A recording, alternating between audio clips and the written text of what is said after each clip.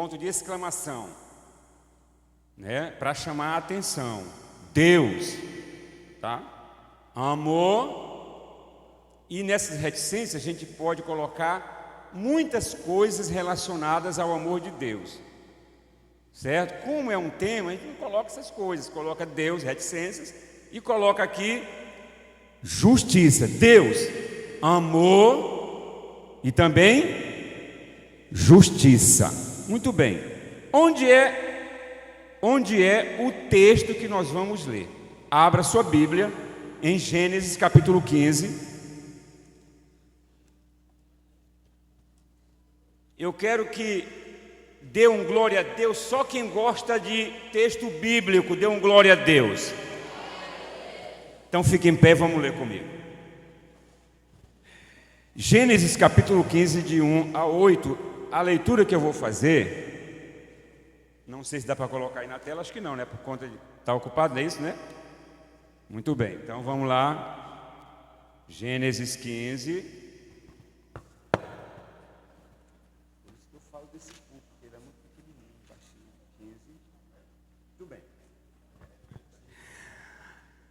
Gênesis 15, vou ler de 1 a 18. Eu vou ler assim uma leitura bem ganhando tempo, tá bom? Acompanhe comigo. Depois destas coisas veio a palavra do Senhor a Abraão em visão, dizendo: não temas, Abraão, eu sou o teu escudo, o teu grandíssimo galardão. Então disse Abraão: Senhor Deus, que me hás de dar? Pois ando sem filhos, e o mordomo da minha casa é o Damasceno Eliezer.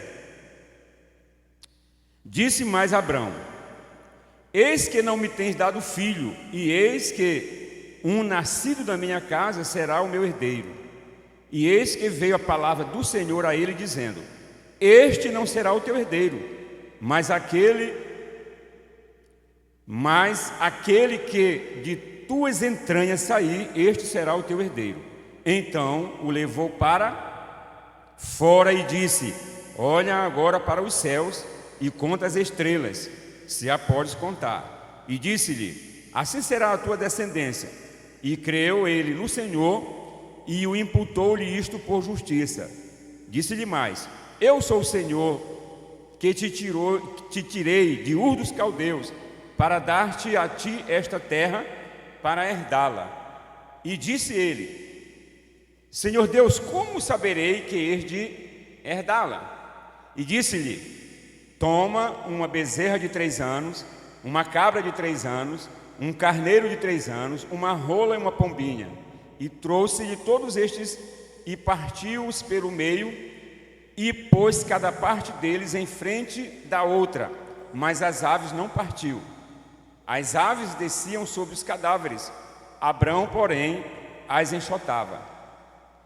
E, pondo-se o sol, um profundo sono caiu sobre Abrão, e eis que grande espanto e grande escuridão caiu sobre ele. Então disse Abrão: saiba de certo que peregrina será a tua descendência em terra alheia, e será reduzida à escravidão, e será afligida por 400 anos. Mas também eu julgarei a nação a qual ela tem de servir, e depois sairá com grande riqueza. E tu irás a teus pais em paz, em boa velhice serás sepultado. Verso 16. E a 4ª geração tornará para cá, porque a medida da injustiça dos amorreus não está ainda cheia. Verso 17. Sucedeu que, posto o sol, houve escuridão, e eis um forno de fumaça e uma tocha de fogo que passou por aquelas metades. Naquele mesmo dia fez o Senhor uma aliança com Abrão, dizendo: a tua descendência tenho dado esta terra, desde o rio do Egito até o grande rio Eufrates. Amém. Eterno bondoso Deus, neste momento, Pai, nos apresentamos diante de Ti. Quando vamos ministrar Tua palavra, Senhor, fala conosco através do Teu Filho, utilizando, Senhor, do Teu instrumento, pois precisamos ouvir a Tua voz, em nome de Jesus. Amém. Glória a Deus. O texto bíblico dispensa algum tipo de comentário, porque Deus, Ele é amor, Ele é justiça, Ele é fiel, Ele é o eterno Deus, Todo-Poderoso.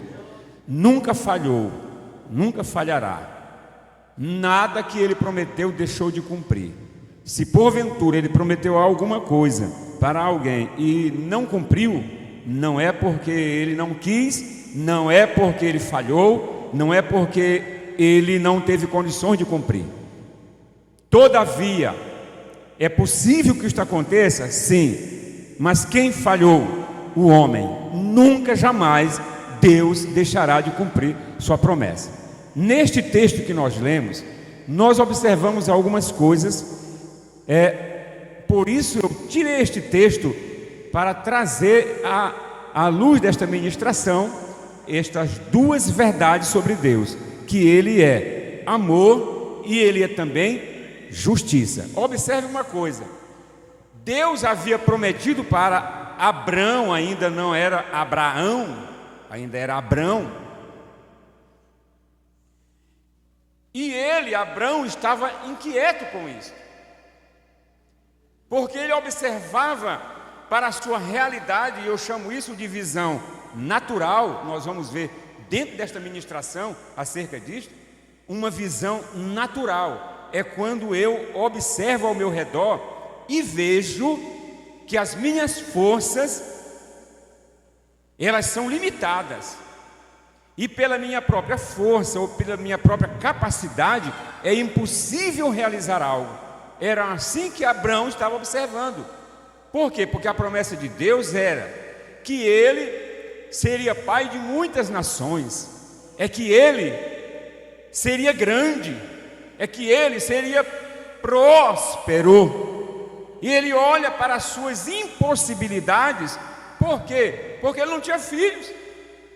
E ele diz para Deus: é o Damasceno, meu escravo, o meu servo, que vai ser o meu herdeiro. Como é que a minha posteridade vai acontecer? Questionamentos oriundas de uma visão natural. Amém? Porventura, não acontece assim com alguns de nós, quando nós queremos fazer e não temos condições, seja de que área for a condição, espiritual, financeira, social, cultural e por aí vai, impossibilidades. Se alguém puder botar para ficar um tempo maior na tela, eu agradeço. Pedro Lucas. E eu vou continuando aqui. Então, agora vai? Então, quando a gente olha para nós, a gente vê o quê? Impossibilidade, somos humanos. Quem é que tem condição de saber o que vai acontecer daqui a 5 minutos com a sua vida?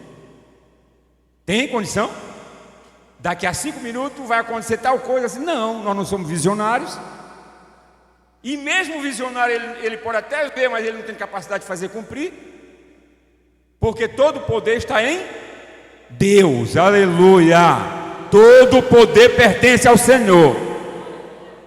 E Jesus confirma isso dizendo: sem mim, nada, aleluia, nada podeis fazer.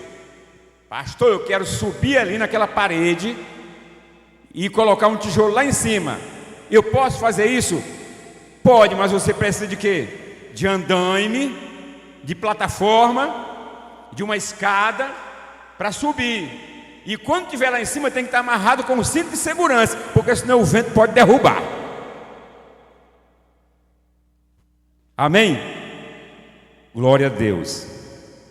A promessa de Deus a Abraão, compreendida de forma ampla. O versículo 16, parte deste texto, esclarece a justificativa pelo tempo determinado para o cumprimento e realização da promessa, já na sua descendência, ou na descendência de Abraão.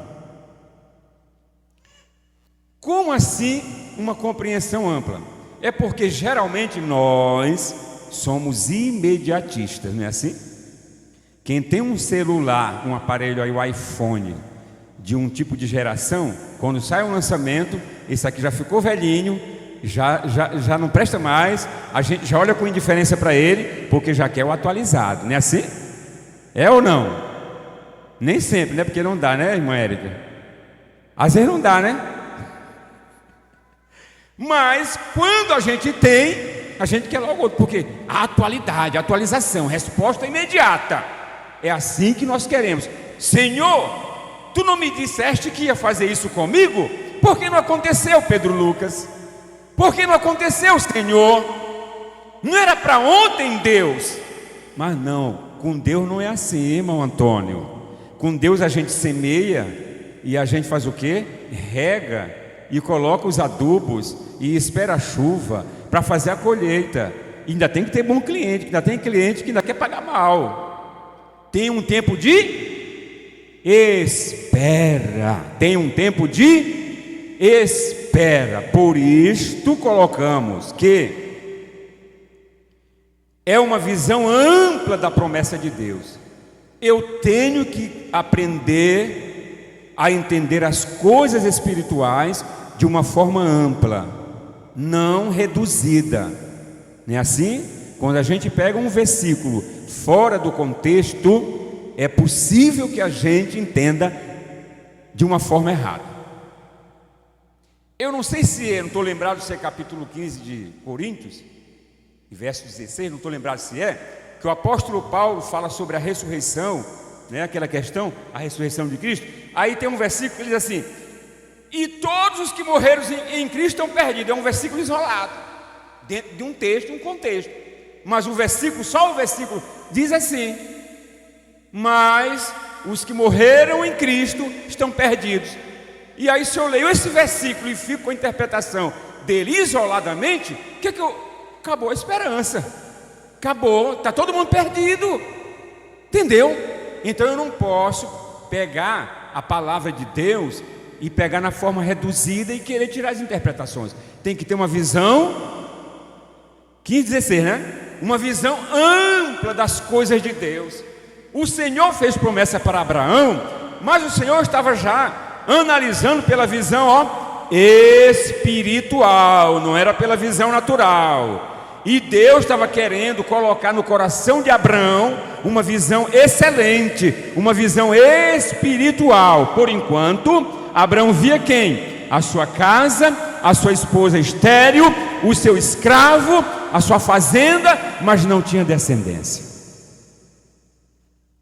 Será que a gente não olha para Deus? Senhor, tu disseste que ia fazer tal coisa em mim ou comigo, mas como pode, Senhor? Eu não tenho nem o 2º grau, né? Eu não tenho nem o ensino médio.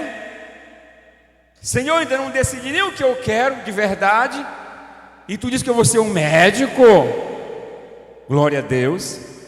Eu lembro que uma vez fiz uma campanha, uma congregação lá em Belém, e a pessoa que me apresentaram, uma irmã, dentro de Belém, para a Colônia do Prata, que fica próximo já, passando Castanhal, ou seja, mais de 80 quilômetros, dá quase, antes de chegar em entrada de,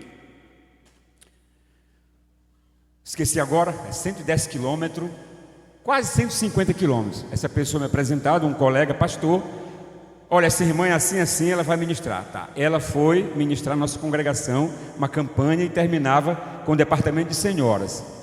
E aí a pregadora, uma missionária, ela pregando, ela olhou para minha filha, essa que esteve agora alguns dias aqui, e ela disse assim: eu te vejo em um gabinete com uma roupa toda branca, passando receitas.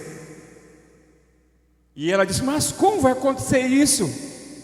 Eu estou me formando em técnico em enfermagem. Mas ela não sabia que ela iria concluir esse curso, ela ia fazer um concurso, ia passar, e depois ia fazer o curso de, agora, enfermagem, ia ter a possibilidade de fazer consulta. Aí tudo se cumpriu, porque ela, além de falar do púlpito, ela teve a visão e mostrou para ela. Aconteceu, pastor? Aconteceu. Aconteceu. Então a visão que Deus dá, ela é ampla e espiritual, uma visão de excelência. Levante sua mão assim e diga: eu quero uma visão espiritual, uma visão de excelência.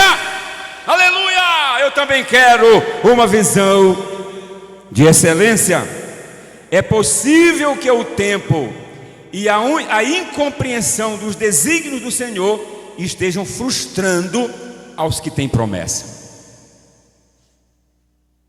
Será que tem alguém aqui que está incluído nesse contexto? O Senhor prometeu tal coisa, mas está demorando tanto. Já faz quantos anos que você ora? Abraão estava aqui, ó. Não tem jeito não. É o meu servo. É o meu servo que vai ser o meu herdeiro. E aí a gente pensa assim, ó, o possível eu sei fazer, o possível eu sei construir, mas e o impossível que muitas vezes só acontece por ele? Pela visão espiritual, das coisas espirituais, que a gente não consegue fazer com mãos próprias. Aí que entra a questão do impossível.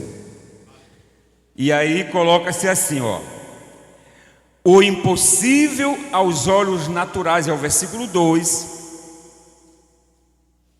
Coisas que eu não consigo realizar, coisas que estão me perturbando porque eu não consigo administrar. E aí diz aqui, ó, este versículo mostra a frustração e a incerteza de Abraão concernente ao futuro. E aí entre parênteses eu coloquei: o herdeiro da minha casa, que lá está dizendo o meu servo Eliezer, né? Ou o Damasceno, que é servo Eliezer, sendo que Deus continuava a falar sobre a aliança, tipo, é o meu servo que vai ser o meu herdeiro. Aqui já é uma queixa, uma frustração. Senhor, eu sei que tu falou, eu sei que tu prometeu, mas aos meus olhos, na minha visão, é o meu escravo que vai assumir aqui. Ou seja, é impossível, a esposa é estéril. Mas Deus continuava a dizer o quê? Tu vai ser grande, Abraão, tu vai ser grande, tu vai ser grande, aleluia. E aí com o que eu fico? Com a minha visão natural ou com a palavra de Deus? Quem é com a palavra de Deus? Levante sua mão e glorifique ao Senhor. Ele está dizendo ao seu coração aí, ó: você vai ser grande, você vai ser grande, aleluia. Aí você imagina assim: irmão Daniel, pastor, eu sou tão assim. Aí o Senhor está dizendo: você vai ser grande, acredita na palavra profética do Senhor, você vai ser grande. Porque Deus continuava a falar sobre a aliança. E Abraão, tu vai ser, vai acontecer. Versículo 2, quem pode ler o versículo 2 completo aí? Por favor, releia. Versículo 2 do capítulo 15 de Gênesis.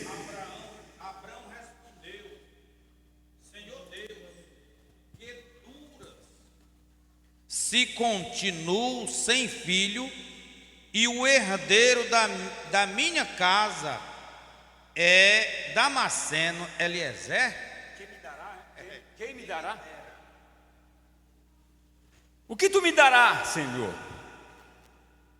O que eu vou ter, Senhor? Ele estava dizendo assim, ó: se eu não tenho filho, acabou a minha descendência, é o escravo, e a partir dele são os filhos dele. O que tu vai me dar, Senhor? Mas Deus está dizendo: tu vai ser grande, Abraão, aleluia, pai de muitas nações. E aí o que vem em seguida aqui é lindo. O que diz o verso 5? Aleluia. Há momentos que deve se olhar de outro ângulo, do lado de fora. Verso 5. O que acontece no verso 5? Levou para? Olhe para os céus e conte as estrelas se puder contá-las. Ele disse: assim será a sua posteridade. Glória a Deus, a sua posteridade, aleluia. O que diz aí? O versículo 5 mostra o Eterno conduzindo Abraão para outra dimensão do seu propósito. Qual é a outra dimensão? Mais forte. Qual é a outra dimensão? É necessário? Agora não é mais no natural. Deus tira Abraão para fora. Muitas vezes, igreja, é necessário a gente, parece uma redundância, sair para fora. Para fora de onde, pastor? Para fora do problema, porque muitas vezes a nossa visão está embaçada pelo problema, pela dificuldade, pela incapacidade, e nós não conseguimos enxergar acima. O salmista Davi, ele soube olhar para cima. Ele disse: ó, elevo os meus olhos para os... Não pode ligar essa palavra na outra. De onde me virá o socorro? Ele não está dizendo que é do monte que vem o socorro. Ele está dizendo, ó, elevo os meus olhos para os montes, porque estava cheio de inimigos contra ele. É como se ele estivesse dizendo assim lá no Salmo: elevo os meus olhos para os montes. Está cheio de inimigo lá no monte. Aí ele diz assim: de onde me virá o socorro? Aí ele olha para cima, não do monte, mas para onde estava o Senhor, e diz: o meu socorro vem do Senhor que fez o céu e a terra. Aleluia! O que aconteceu aqui? Davi olhou acima do seu problema.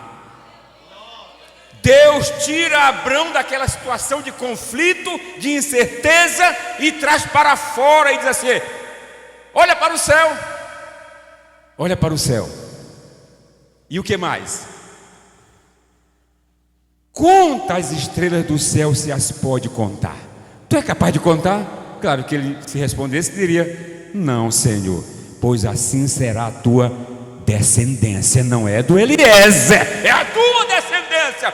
Deus está dizendo: meu filho, eu já falei, é em ti, a bênção é em ti, não passa de você, é você e a sua posteridade, é você e a sua descendência, mas você precisa crer. É uma visão de excelência, a visão espiritual. Eu não ando pela vista, não é assim que Paulo diz? Quem anda pela vista, isso não é fé, não é assim? Fé é crer no incrível, é ver o invisível. Ninguém crê, e você está dizendo: eu creio em nome de Jesus, porque fiel é Deus que fez a promessa. Segundo Reis, para contextualizar com este versículo 5, segundo livro de Reis, capítulo 6, versos 16 e 17, mostra a grande diferença entre a visão natural e a visão espiritual. A visão do servo de Eliseu e a visão de Eliseu. Visão espiritual, a visão que nos faz enxergar mais longe. Quem lembra do texto? Quem lembra da história? Lembra? Quem lembra da história? O rei da Síria andava perseguindo Israel, mas todas as vezes que ele montava acampamento e dizia assim: ó, vamos colocar aqui só para parafrasear, para cá não, para cá, lá no anil, olha, vamos botar acampamento lá no anil, porque Israel vai passar pelo anil, eles vão para João Paulo. Aí alguém revelava para Eliseu, a gente sabe quem é, né? Eliseu, fala aí o rei de Israel, para eles irem para o João Paulo, mas para não passarem pelo anil, porque lá tem a armadilha da Síria. Aí o homem sabe, é mesmo, acreditando, crendo, o que ele faz? Direto aqui, como é? Vamos dar um balão, como diz lá no Pará, vamos dar um balão, que aqui é uma curva, e vamos essa direto aí, como é? Pela Coama, vamos pela Coama, a gente vai lá para o João Paulo, pela Coama. E aí quando o rei da Síria botava lá a tocaia, né? Israel já estava no João Paulo, já tinha feito as compras, já tinha pegado a água, o azeite, o vinho, já estava de novo na raposa. Aí ele disse: aqui deve ter alguém que está dedurando a gente, aqui tem alguém que é infiel. Não, Senhor. Aí você sabe a história, né? É Eliseu, é um homem de Deus, é um profeta, é um cara que Deus mostra tudo para ele. Aí acontece o quê? Vamos eliminar o problema nosso, a Síria falando, né? Qual é o nosso problema? É Eliseu, profeta? Vamos eliminar os problemas, vamos matar Eliseu, que acabou o problema. E aí Eliseu está lá, tranquilo na sua cabana com o seu moço. Tranquilo, crente é tranquilo, né? Crente depois que ora, à noite é uma criança, nos braços do Pai. Aleluia. Se não é assim com você, busque isso, porque depois que a gente dobra o joelho e deita no leito, se Jesus voltar, você está santo, você tem que subir. Então é mil maravilha. E Eliseu se espreguiçando na cadeira. Aí o servo dele vai lá fora também se espreguiçando, né? Aí depara com a visão natural, os montes cheios de soldados. E ele volta correndo: meu Senhor, estamos mortos, meu Senhor. E lá o Eliseu: irmã Helena, né? Não, é aqui, né? Irmã Ribinha, eu confundo as duas. Irmã Ribinha. Aí o moço volta atribulado, mas o profeta está o quê? Crendo na promessa. Ele é homem de Deus, ele está crendo. Aí o que ele diz aqui? Quem abriu? Ninguém abriu, não é possível. Verso 16, 17. 16, leia aí, por favor. Não tenha medo, porque são mais do que estão conosco do que os que estão com eles. Eliseu orou e disse: Senhor, peço-te que abras os olhos dele para que veja. O Senhor abriu os olhos do moço e ele viu que o monte estava cheio de cavalos e carros de fogo ao redor de Eliseu. Aleluia! Visão natural, visão espiritual, visão humana, visão de excelência. O moço estava com a visão espiritual o quê? Fechada. Alguém poderia questionar: pastor, mas esse homem era servo do homem de Deus e ele não tinha uma visão espiritual? Claro que pode. Claro que pode acontecer. Você pode ser uma bênção e o seu auxiliar não ser uma bênção. Por quê? Porque a unção ela é diferenciada, não é igual para ninguém. Eu tenho o meu jeito, cada um tem o seu próprio jeito, o seu estilo de ministrar, de fazer, de acontecer, de orar, de cantar, de glorificar a Deus, de adorar a Deus.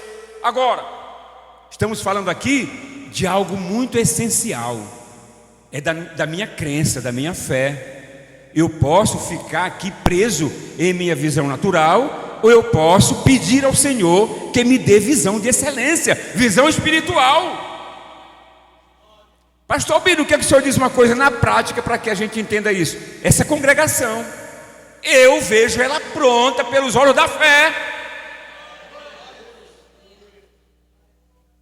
E eu não estou vendo aqui nenhum tipo de recurso que venha tão grande de fora. Eu estou vendo é Deus multiplicando a sua bênção, o seu salário. Eu estou vendo aqui é Deus abrindo o seu entendimento para as coisas excelentes, para você fazer uma boa semeadura. Eu estou vendo aqui neste lugar, ainda que somos de um nível médio para baixo, mas eu vejo aqui soldados valentes, valorosos. E se você pedir com o propósito de semear, Deus vai te dar. Aleluia! Visão de excelência tem uma diferença muito grande. Quando ele orou, Eliseu orou e disse assim: ó, Senhor, Abra os olhos dele para ele ver o que eu estou vendo. Ele abriu e Eliseu foi lá fora. O auxiliar foi lá fora e olhou e viu que o monte estava cheio de quê? Carros e cavalos, cavaleiros. Era o quê? Anjos do Senhor, a favor do servo do Senhor. Você crê assim? Você pode glorificar a Deus por isso? Porque você não está sozinho. Você, minha irmã, não está sozinha. E nem questione que você tem muita tribulação, porque também eu tenho. Mas eu creio além da tribulação. Eu quero preparar a minha vida com excelência para o encontro com o noivo. Aleluia. A visão espiritual que nos faz enxergar, diga comigo, mais longe. Aleluia. O intervalo entre a promessa e o cumprimento, versículo 13 e 14. Meu Deus, não vai dar para chegar no final. Vou acelerar. Nestes versículos é importante notar que Deus revela a Abraão o percurso referente à sua descendência. Uma trajetória de sofrimento e escravidão, mas uma esperança de libertação, versículo 13. Deus revela também que a nação opressora não ficaria impune, mostrando a ela, a nação, a sua justiça, verso 14.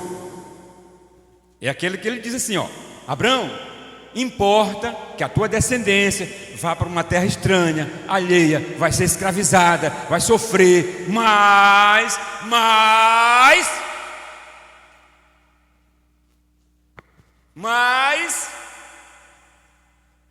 a fidelidade de Deus deu tempo aos habitantes de Canaã para arrependerem-se. Versículo 16. Igreja, eu estou sintetizando para a gente ganhar tempo. O que eu vejo bem aqui? Tem a promessa que vai se cumprir lá adiante. E tem o quê? Uma trajetória. Tem um intervalo. E pode acontecer muitas coisas entre a promessa feita e a realização. Muita coisa, né? Muitos altos e baixos. É possível que a pessoa até chegue a se desviar do caminho do Senhor. Mas, se ele se arrepender, ou se ela se arrepender, retornar, retomar, ele apenas fez o quê? Atrasou o cumprimento da promessa. Mas o Senhor ainda pode, porque Ele disse que vai fazer, Ele vai fazer. E o que acontece aqui? Observa que Deus fala assim, a tua descendência vai e tornará para cá. Deus já não estava mais nem falando de Abraão. Sim ou não? Por inferência a gente analisa que Deus já não estava mais nem falando que era Abraão que ia descer. E estava falando quem? A tua descendência, ou seja, Abraão. Em outras palavras, Abraão, essa promessa não vai se cumprir nos teus dias. Fique tranquilo, faça a sua parte, porque a bênção é para a tua descendência. Era isso que Deus estava dizendo. Amém? Eu tenho que entender isto. É por isso que está escrito, o apóstolo Paulo diz assim, um semeia, outro rega, mas quem dá o crescimento é Deus. Então eu faço a minha parte, sabendo que atrás de mim vem mais alguém que vai continuar. E a vida passa. Amém? Vamos lá. A garantia do cumprimento da promessa. Aí o Senhor fala, e na quarta geração eles o quê? Tornarão para este lugar. Verso 16, parte A. A vasilha dos amorreus ainda não estava cheia. Parte B. O mesmo Deus de amor também é o Deus de justiça. Simplificando, quem eram os amorreus? Que povo é esse? E o Senhor fala no verso 16 o quê? Que a vasilha deles, da iniquidade deles, não é isso? Ainda não estava cheia. Observe algo, existe uma vasilha e ela está fazendo o quê? enchendo. Os amorreus estavam tranquilos. Povo semita, descendentes de Sem, eram os 3 filhos de Noé, Sem, Cão, Jafé. E eles, porém, eram filhos de Cão, filho de Canaã, filho de Noé. Mas eles recebem esse nome de semitas devido à linguagem. Todos daquela área geográfica falavam tanto o aramaico como o hebraico. Então, pela língua, todos eram considerados semitas, sabendo que estes eram descendentes diretos de Cão, que foram para a região de Canaã. Então, eles eram terríveis, soldados valentes, moradores das montanhas, que hoje é denominado Palestina. Esse povo era cruel. Eles tinham por Deus um tal de Moloque, e cujo Deus deles recebia em sacrifício crianças. Os próprios pais levavam seus filhos, suas crianças, e chegavam lá, sacrificavam esse Deus Moloque. Então essas aberrações Deus olhava e poderia fulminar os amorreus sem precisar de ajuda de ninguém. Porém, como Deus é longânimo, Deus é fiel, Deus é amor, Ele fez o quê? Deu um tempo. Esta vasilha enchendo denomina-se o quê? O tempo para o arrependimento. Não aconteceu assim com Nínive, que Jonas, aquele pregador terrível, eu não vou pregar para esses ninivitas, porque Deus é longânimo, Deus vai perdoá-los, e esse povo é terrível, esse povo não merece. E Deus disse: vai lá pregar. E Jonas fugiu, você conhece a história. E aconteceu o que aconteceu lá no mar. Deus enviou um grande peixe, segurou Jonas, trouxe de novo para a praia, e dali ele teve que viajar para Nínive, e ficou zangado, e passou pela cidade pregando como um pregador maroto e desobediente. Daqui a 3 dias Deus vai destruir vocês tudinho. O evangelho. O homem que estava com desejo de salvação de almas, né? Daqui a 3 dias Deus vai matar todo mundo. A pessoa, Paulo, pregar desse jeito? E aí o povo, que isso? Que isso? Aí você sabe da história, né? Foram lá, consagraram jejum para homem, mulher, criança, cachorro, gato. Todo mundo ficou em jejum, até os animais. E se arrependeram, e se humilharam, e pano de saco. E o Senhor fez o quê? Perdoou, aleluia. A cidade inteira se converteu. Isso aqui fala do amor de Deus, da misericórdia de Deus. Da mesma forma ele estava dizendo: olha, Abraão, vocês vão, tua descendência vai e voltará. Daqui a quantos anos? 4 gerações. Mas ele sabe que ficaram 430 anos. Dando o quê? Um tempo para os amorreus se arrependerem. Um tempo para... Mas a vasilha não parava de encher. Crueldade terrível. E quando chegou o tempo certo, Deus manda o seu povo, que passaram também, que é outra mensagem, passaram pelo processo lá do amadurecimento, do deserto, do aprendizado. E então chegaram em Canaã, e a ordem era o quê? Para Josué, agora que substituiu Moisés: mata todo mundo, até os animais, não deixa nada vivo. Por quê? Porque o povo era terrível diante de Deus. Em suma, o que é que eu entendo? O que é que eu tenho a ver com isso, pastor Albino? Tem muita coisa. Que aprendizado eu tenho, igreja? Deus é amor, mas Deus também é justiça. O fato, aplicação para nós, o fato de eu não estar bem com Deus e o Senhor não me castigar e o Senhor não tomar providência, não quer dizer que eu estou 100%. Não quer dizer que eu estou agradando. Entendeu? O fato de eu estar dando uma voltinha lá fora, Deus está brincando de ser salvo, e o Senhor não toma providência, não quer dizer que o Senhor está aceitando.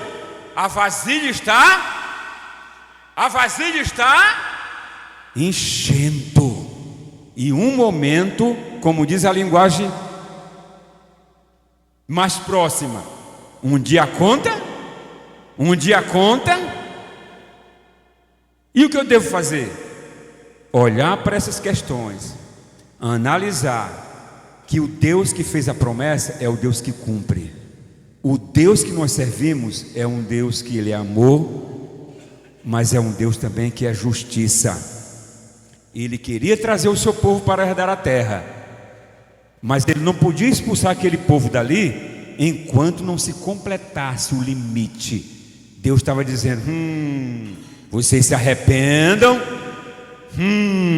vocês se arrependam. E o que a igreja hoje está vivendo? Quem sobe no púlpito diz: porque Jesus salva, porque Jesus cura, porque Jesus liberta, porque Jesus breve voltará. Endireite a sua vida, não fique fazendo coisas desobedientes a Deus, coisas que não agradam ao Senhor, coisas que machucam a santidade. Santificai-vos, santificai-vos. A igreja está falando todo o tempo, os ministros estão falando todo o tempo, as crianças cantam dizendo que Jesus vai voltar, que vai chegar o tempo limite. Aleluia! E o que eu estou fazendo com a minha vida? Não, mas hoje não tem nada a ver. Deus deixa, irmão Antônio, não brigue comigo, não fale para mim, deixa eu ir com o mundo. É mesmo, a medida está enchendo. A medida está enchendo. Fique em pé comigo em nome do Senhor.